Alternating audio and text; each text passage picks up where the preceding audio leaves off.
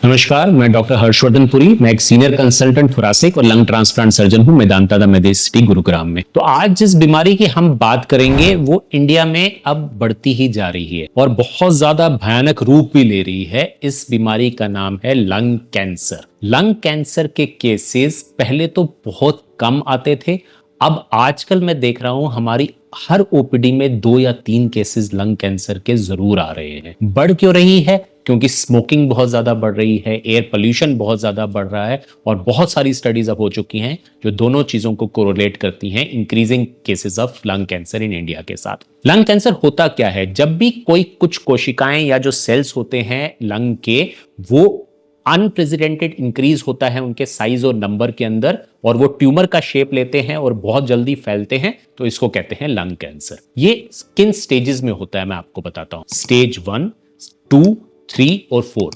1 का मतलब होता है लंग कैंसर सिर्फ फेफड़े के एक पर्टिकुलर भाग में है पर आगे कहीं नहीं फैला है। 2 का मतलब है आसपास की ग्रंथियों में भी जा रहा है बट बहुत ज्यादा नहीं फैला है। 3 का मतलब है ग्रंथियां भी इन्वॉल्व हो गई हैं, ट्यूमर का साइज भी काफी ज्यादा बड़ा है और अब फैल रहा है वहां से आगे की तरफ। और 4 की वहां से लंग से और छाती से निकल चुका है और किसी और भाग में शरीर में, जैसे लिवर में फैल गया है या ब्रेन में फैल गया है या फेफड़े के पानी में फैल गया है। तो ये 4 प्रकार की स्टेजेस होती हैं। सिम्टम्स क्या होते हैं लंग कैंसर के पेशेंट के?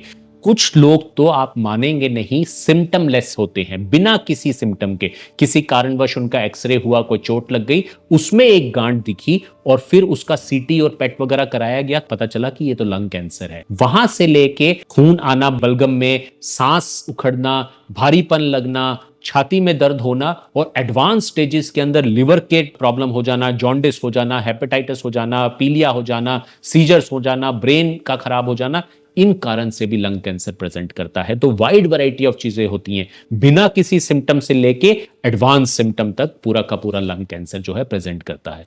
जैसे ही ऐसा कोई पेशेंट जो सस्पेक्टेड होता है, बहुत ज्यादा पोल्यूटेड एरिया से आता है, क्रॉनिक स्मोकर होता है और उसको ऐसी कोई बीमारी होती है, हमारे पास आता है, तो हम अब उसका डायग्नोसिस कैसे बनाते हैं आप ये जानिए। सबसे पहले इसमें एक एडवांस टेस्ट कराया जाता है जिसको कहते हैं whole body PET scan.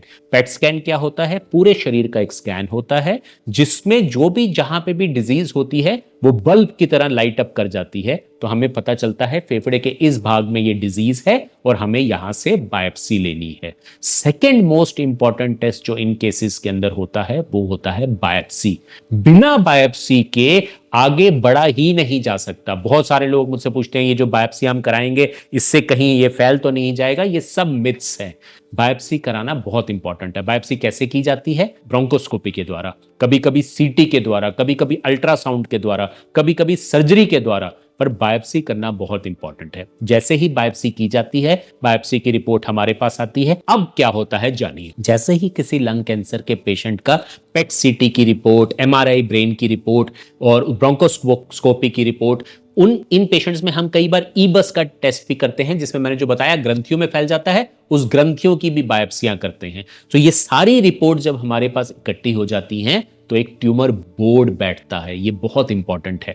Tumour board जो होता है उसमें एक मेडिकल ऑन्कोलॉजिस्ट होता है, एक रेडिएशन ऑन्कोलॉजिस्ट होता है, एक सर्जन होता है, एक रेडियोलॉजिस्ट होता है, एक पैथोलॉजिस्ट होता है। वो सारे एक टेबल पे बैठते हैं और इस एक पर्टिकुलर पेशेंट के लिए जितने भी ट्रीटमेंट प्रोटोकॉल्स हैं उसको डिस्कस करते हैं। अब क्या ट्रीटमेंट प्रोटोकॉल्स हो सकते हैं?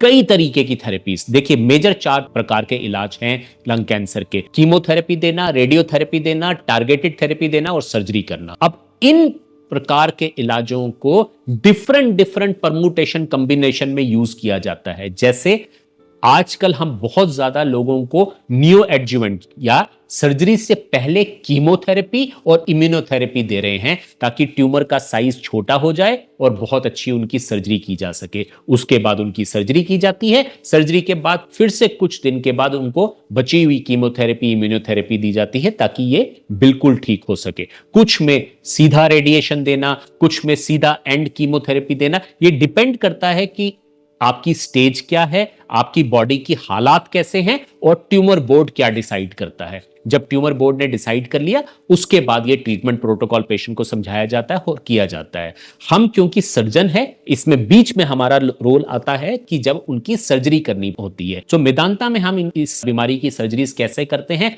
बहुत ही एडवांस मेथड से, जिसमें वैट्स दूरबीन की सर्जरी, 3 छोटे छोटे छेदों से जो भाग लंग का ग्रस्त हो जाता है उसको निकाल दिया जाता है, पूरी ग्रंथियों को निकाल दिया जाता है। यही सर्जरी हम रोबोटिक के माध्यम से भी करते हैं, जिसमें बहुत ही ज्यादा प्रिसाइज तरीके से, मैंने कई अपने वीडियोस में रोबोटिक सर्जरी समझाई है, रोबोटिक सर्जरी करके उसको पूरा का पूरा निकाल दिया जाता है, ग्रंथियों को निकाल दिया जाता है और आगे का ट्रीटमेंट पेशेंट को दिया जाता है। इसके बाद फिर से जब ये निकाला जाता है तो फाइनल बायोप्सी रिपोर्ट आती है, फिर से वो ट्यूमर बोर्ड बैठता है, आगे की स्ट्रेटेजी सोचता है। देखिए, लंग कैंसर में सबसे खराब बात क्या है, दोबारा आ जाना, रिकरेंस हो जाना। तो इस रिकरेंस को अवॉइड करने के लिए डॉक्टर पूरी कोशिश करते हैं कि बेस्ट ट्रीटमेंट दे, इंडिविजुअलाइज ट्रीटमेंट दे, प्रोटोकॉल बेस्ड दे। और आजकल जितने लेटेस्ट प्रोडक्ट्स वर्ल्ड में अवेलेबल हैं वो सब कुछ मेदांता में अवेलेबल है। तो एक ही छत के अंदर आपके लंग कैंसर का पूरा ट्रीटमेंट यही हो सकता है। तो आपने जाना लंग कैंसर होता क्या है,